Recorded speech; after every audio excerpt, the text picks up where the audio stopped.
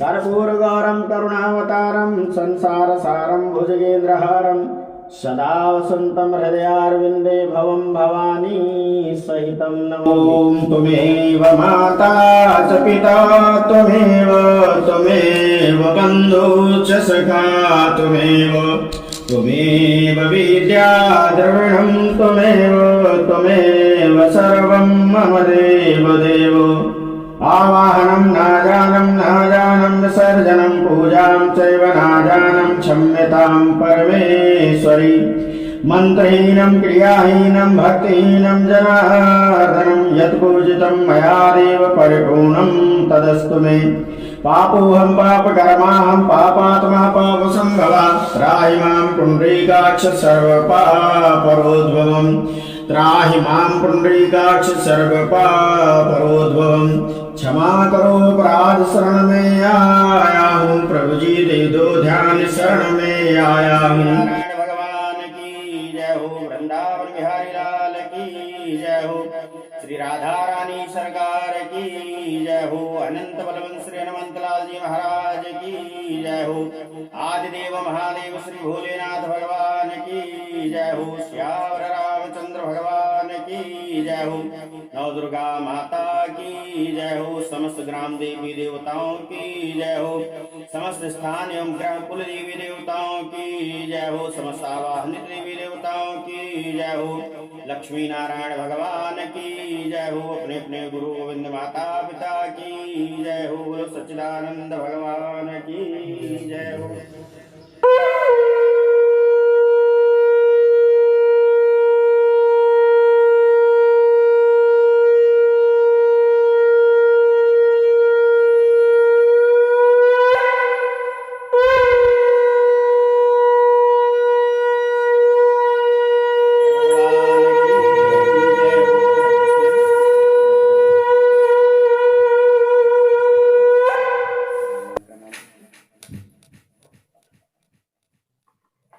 मुनिनाथ सुनो यह सत्य कथा, सब काल ही होए महासुखदाई। ताप हरे भव दूर करे, सब काज सरे सुख की अधिकाई। अति संकट में दुख दूर करे, सब ठोर कुठोर में होत सहाई। प्रभु नाम चरित गुणगान से कलिकाल में पाप नसाई। एक समय योगी राज नारद जी दूसरों की हित की इच्छा से सभी लोकों में घूमते हुए मृत्यु लोक में आ पहुँचे। यहाँ पर अनेक योनियों में जन्मे हुए प्रायः सभी मनुष्यों को अपने अपने कर्मों के अनुसार अनेक प्रकार के दुखों से दुखी देखकर नारद जी ने अपने मन में विचार किया कि किस यत्न के करने से निश्चय ही प्राणियों के दुखों का नाश हो सकेगा। ऐसा मन में विचार करके श्री नारद जी विष्णु भगवान के पास क्षीर सागर में पहुंचे और प्रार्थना करने लगे, स्तुति करने लगे।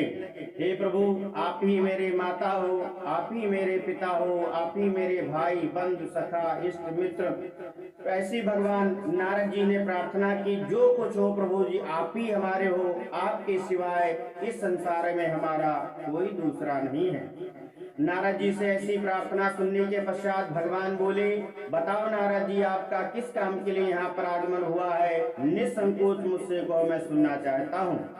नारद जी कहने लगे, प्रभु आज तीनों लोकों में भ्रमण करता हुआ पृथ्वी पर जब मैं मृत्यु लोक में पहुंचा तो वहां पर कोई भी मनुष्य हमको सुखी नहीं मिला।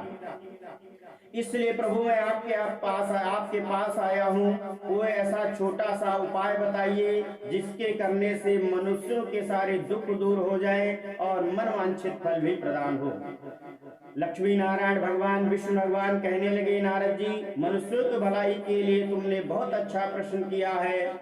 श्री सत्यनारायण भगवान के व्रत को जो भी शास्त्र विधि के अनुसार श्रद्धा भावना एवं प्रेम पूर्वक करेगा, उसकी समस्त प्रकार की मनोकामनाओं की पूर्ति सत्यनारायण भगवान के आशीर्वाद से अवश्य होगी।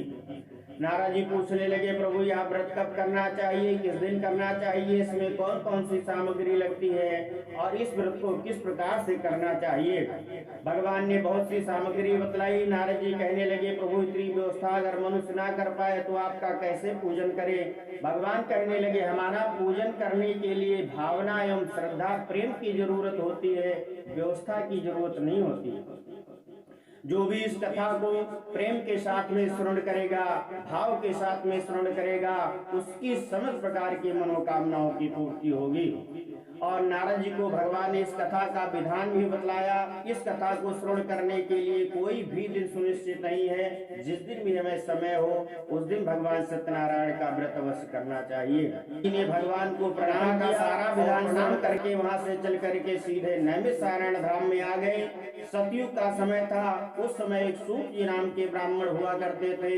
सबसे पहले नारद जी ने इस कथा का विधान और इस कथा को सूत जी महाराज को बतलाया और सूत जी महाराज ने सबसे पहले सत्यनारायण भगवान की कथा को 88,000 ऋषियों को श्रवण कराया, जो आज आप लोग श्रवण कर रहे हैं। इस श्री स्कंद पुराणे रेवा खंडे श्री सत्यनारायण व्रतकथायां प्रथमो अध्याय संपूर्णम। बोलो लक्ष्मी नारायण भगवान की जय हो।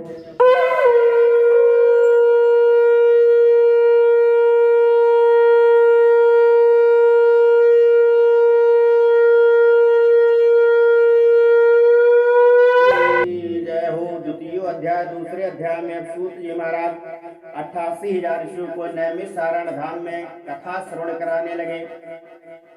सूत जी कहने लगे, सबसे पहले इस कथा को काशी में रहने वाले, जिनका नाम सतानंद जी था, निर्धन और गरीब ब्राह्मण थे, भिक्षा मांग करके अपना गुजारा करते थे, सबसे पहले उन्होंने इस कथा को श्रवण किया। एक बार सतानंद जी ने सत्यनारायण भगवान की कथा को श्रवण किया। धीरे धीरे समय व्यतीत होता रहा। 1 महीना बीतने के पश्चात उनके समस्त दुखों का निवारण हुआ। तो सतानंद जी ने अपने मन में संकल्प किया कि जब तक मैं इस पृथ्वी पर जीवित रहूंगा तब तक हर पूर्णमासी के दिन सत्यनारायण भगवान के व्रत को अवश्य करूंगा।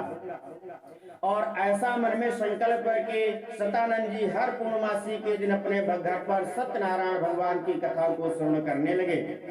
एक दिन वह अपने घर पर भगवान सत्यनारायण का उत्तम व्रत और पूजन कर रहे थे। उसी समय वहां पर एक लकड़ी बेचने वाला बूढ़ा व्यक्ति आया, जिसने सर पे लकड़ियों का गट्ठर रखे हुए था।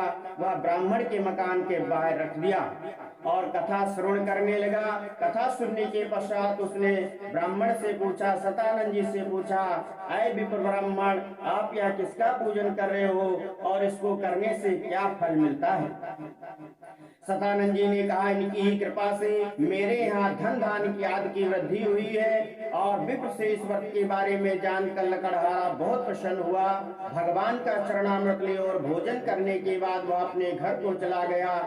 अगले दिन लकड़हारे ने अपने मन में संकल्प किया कि आज गांव में लकड़ी बेचने से जो भी धन मिलेगा उसी से मैं भगवान सत्यनारायण का उत्तम व्रत और पूजन करूंगा।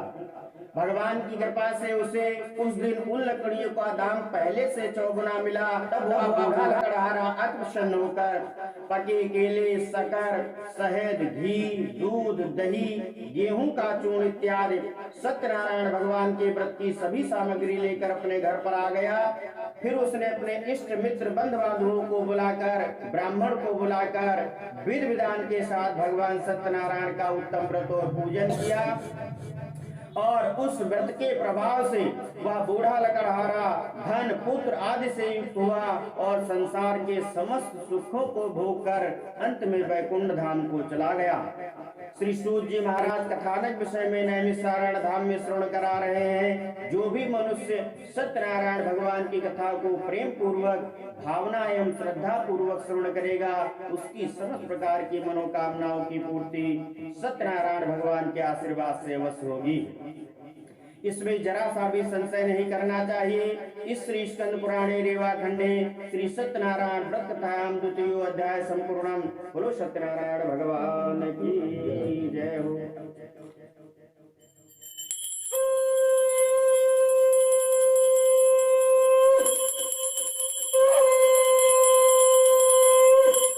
बोलो सत्यनारायण भगवान की जय हो। 3 अध्याय। तीसरे अध्याय में श्री सूत जी महाराज कहते हैं, हे ऋषियों, मैं आप आगे की कथा कहता हूँ, सुनो। पूर्व काल में गुलकामुख नाम का महान बुद्धिमान राजा था। वह राजा सत्यवक्त और जितेंद्रिय था। प्रतिदिन देव स्थानों पर जाता तथा गरीबों को धन देकर उनके कष्ट को दूर करता था। उसकी कमल के समान पत्नी सती और साध्वी थी। भद्रशिला नदी के तट पर उन दोनों ने श्री सत्यनारायण भगवान का व्रत किया। उस समय वहां पर एक साधु बनिया आया, जिसके पास व्यापार करने के लिए बहुत साधन था। वह साधु बनिया नाव को किनारे पर ठहरा कर राजा के पास आया और राजा को व्रत करते हुए देखकर उसने विनय के साथ पूछा, हे राजन, भक्ति भाव से आप यहाँ क्या कर रहे हैं? मेरी सुनने की इच्छा है। महाराज उनका मुख ने कहा, हे साधु, वैसे मैं संतान की प्राप्ति के लिए महाशक्तिमान श्री सत्यनारायण भगवान का उत्तम व्रत और पूजन कर रहा हूँ। साधु बनिया कहने लगा, इसका सब विधान मुझे भी बतलाइए, और जब हमारे वहाँ कोई संतान होगी तो मैं सत्यनारायण भगवान के व्रत को अवश्य करूंगा। और सारा विधान श्रवण करने के पश्चात अपने घर पर आए और अपनी पत्नी से कहा, जब हमारे वहाँ कोई संतान होगी तो मैं सत्यनारायण भगवान की करूंगा। भगवान की कृपा से समय व्यतीत होता रहा। कई वर्षों के पश्चात उनके वहाँ एक सुंदर कन्या का जन्म हुआ। दिनों दिन वह कन्या ऐश्वर्य बढ़ने लगी, जैसे शुक्ल पक्ष का चंद्रमा बढ़ता है। कन्या का नाम कलावती रखा गया। तब साधु बनिया की पत्नी लीलावती ने मीठे शब्दों में अपने पति को याद दिलाया, हे स्वामी, आपने जो भगवान का व्रत करने का संकल्प किया था, अब आप उसे पूरा करिए। साधु बनिया कहने लगा, देवी, जब मैं इस कन्या का विवाह करूंगा तो मैं सत्यनारायण भगवान के व्रत को अवश्य करूंगा। और ऐसा कहकर अपनी पत्नी को आश्वासन देकर के वह व्यापार करने के लिए चला गया। कई वर्षों के पश्चात जब वह व्यापार करके अपने नगर को आया तो अपनी कन्या को सखियों के साथ खेलते हुए देखकर अपने नौकर दूत को बुलाकर कहने लगा कि जाओ, मेरी कन्या के लिए कोई सुयोग वर दे करके ले आओ। और दूत कंचन नगर पहुंचकर देखभाल कर वह उसकी लड़की के लिए उस सुयोग वणिक पुत्र को ले आया। उस सुंदर लड़के को देखकर साधु बनिया ने अपनी कन्या का विवाह उसके साथ कर दिया, परंतु दुर्भाग्य से विवाह के समय भी भगवान का व्रत करना भूल गया, जिससे भगवान क्रोधित हुए और साधु बनिया को मानसिक श्राप दे दिया, हे साधु बनिया, तुम मेरी पूजा से विमुख हुए हो, जिसके कारण तुमको नाना प्रकार के दुख उठाने पड़ेंगे। अब साधु बनिया अपने दामाद को लेकर राजा चंद्रकेतु के नगर में चला गया और व्यापार करने लगा। भगवान की माया ने राजा के चंद्रकेतु के वहां राज दरबार में चोरी की। जब चोर राजा का धन चुरा कर भागे तो राजा के नौकरों ने को देख लिया और दौड़ा लिया। जब उन्होंने देखा कि इनसे हम बच नहीं पाएंगे तो जो धन चोरी किया था वह धन वहां नाव में चुपचाप रख दिया, जहां ये साधु बनिया अपने दामाद सही सो रहे थे, और चोर स्वयं तो भाग गया।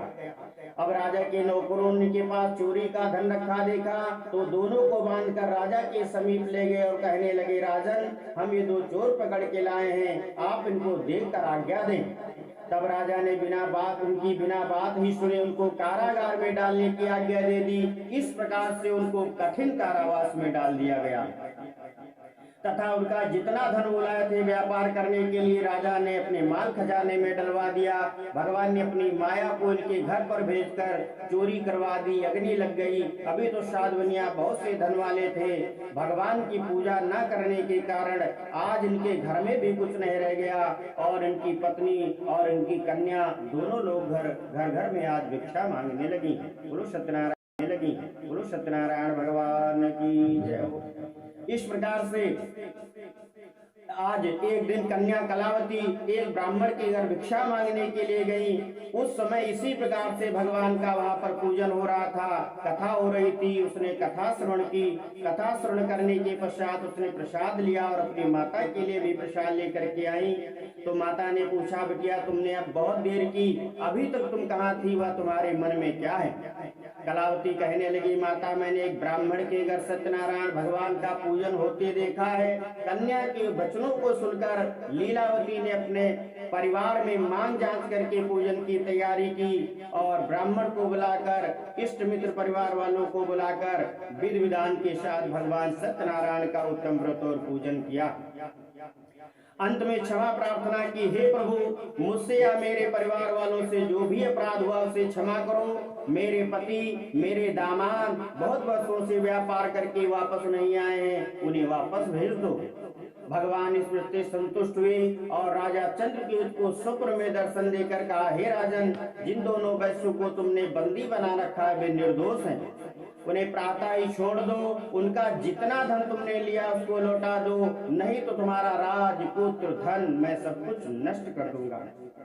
सुबह हुई, राजा ने सभा लगाई, सबको अपना स्वप्न बताया और कहा दोनों को जेल से बाहर लाया जाए। दोनों ने आते ही राजा को प्रणाम किया। राजा ने कोमल वचनों में कहा, हे महानुभाव, तुम्हें भाभी वश ऐसा कठिन दुख प्राप्त हुआ है, अब तुम्हें कोई भय नहीं है, तुम मुक्त हो। इसके बाद राजा ने उनको नए नए वस्त्र आभूषण पहनवाए तथा उनका जितना धन लिया था उससे दूना धन देकर के आदर के साथ विदा कर दिया। दोनों वैश्य मंगलाचार करके यात्रा आरंभ करते हैं। इस श्री स्कंद पुराणे रेवा खंडे श्री सत्यनारायण व्रत कथायाम तृतीय अध्याय संपूर्णम। बोलो लक्ष्मी नारायण भगवान की जय हो।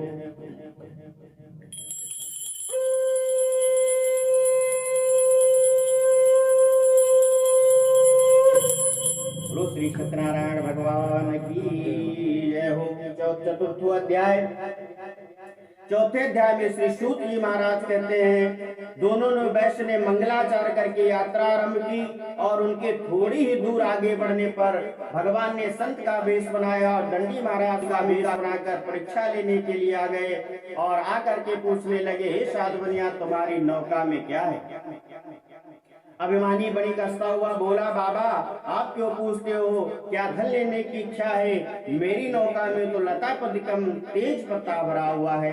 भगवान कहने लगे, हमें कुछ लेने की आवश्यकता नहीं, मैंने तो ऐसे ही पूछ लिया। ठीक जो तुम कहते हो वही सत्य हो जाए। भगवान ने कहा, तुम्हारी नाव में रुपया पैसा सोना चांदी जो है वो तेज पत्ता बन जाए। भगवान कहने लगे, जो तू कहता है वही सत्य हो जाए। इतना कह करके कुछ दूर जाकर समुद्र के किनारे एक वृक्ष के नीचे बैठ गए। अब साधु बनिया ने नाव पर जाकर देखा, नाव में जितना भी धन था वो सब तेज पत्ता बन गया। ऐसा देखकर वह मूर्छित होकर वहीं जमीन पर गिर पड़ा। मूर्छा खुलने पर इनके दामाद ने कहा कि आप शोक ना करें, यह हमें दंडी महाराज का श्राप लगाया था, हमको उनकी शरण में चलना चाहिए, तभी हमारी मनोकामना पूरी होगी। साधु बनिया दामाद सहित भगवान को ढूंढने लगा। भगवान को कहीं ढूंढने की आवश्यकता नहीं है। शास्त्रों में और विद्वानों ने कण कण में बताया, परमात्मा का निवास बतलाया गया है। जब भी अपनी आत्मा से परमात्मा को पुकारते हो तो परमात्मा हमारी मदद अवश्य करता है। जब तक हम संसार के सहारे रहते हैं तब तक परमात्मा हमारा सहारा नहीं देता, हमारा कोई हाथ नहीं पकड़ता। जब हम संसार का हाथ छोड़ के उसके सहारे हो जाते हैं तो परमात्मा हमारा हाथ पकड़ लेता है।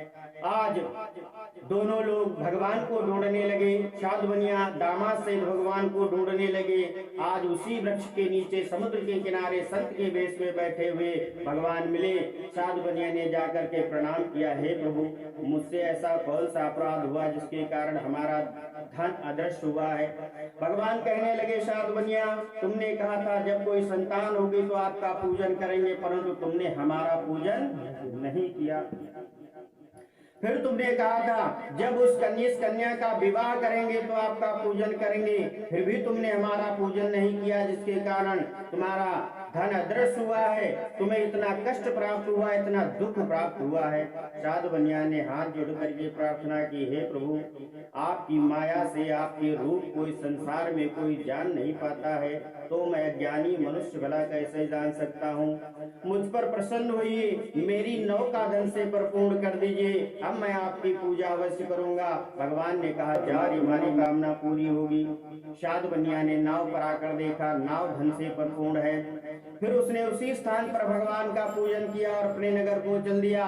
नगर के नजदीक पहुंचकर उसने अपने नौकर से कहा, जाओ हमारे घर में संदेशा कह दो कि आपके पति अपने दामाद सहित व्यापार करके नगर के नजदीक आ गए और बहुत सा धन कमा के लाए हैं। उस समय इनकी पत्नी, इनकी कन्या दोनों लोग भगवान का पूजन कर रही थी। और साधवनिया की पत्नी लीलावती ने पूजन पूर्ण किया और बिटिया कलावती से कहा, मैं तो अपने पति के दर्शन करने के लिए जा रही हूँ, तुम भी पूजन करके प्रसाद पा करके चली आना। परंतु कलावती पूजन एवं प्रसाद छोड़कर चली गई। प्रसाद की अवज्ञा के कारण भगवान रुष्ट हुए और उनके पति को नाव से जल में डुबो दिया। अब कलावती अपने पति को ना पाकर रोती हुई जमीन पर गिर पड़ी। कन्या को रोता हुआ देखकर साधवनिया ने भगवान की पुनः प्रार्थना की, हे प्रभु, ऐसा कौन सा मुझसे अपराध हुआ है या मेरे परिवार वालों से ऐसा कौन सा अपराध हुआ जिसके कारण हमारा दामाद अदृश्य हुआ है। भगवान ने आकाशवाणी की, हे साधवनिया, तेरी कन्या मेरा प्रसाद छोड़कर आई है, पहले वो घर जाकर प्रसाद पाकर के लौटे, तब इसका पति इसे अवश्य मिलेगा। कलावती ने घर पहुंचकर भगवान का पूजन किया, प्रसाद पाया, तत्पश्चात आकर के अपने पति के दर्शन किए। फिर वहीं पर साधवनिया ने विधि विधान के साथ भगवान का व्रत और पूजन किया और अंततोगत्वा सूत जी महाराज कहते, समस्त सुखों को भोग कर अंत में वैकुंठ धाम को चला गया। इस श्री स्कंद पुराण रीवा खंडे श्री सत्यनारायण व्रतयाम चतुर्थो अध्याय संपूर्णम। बोलो सत्यनारायण भगवान की जय हो।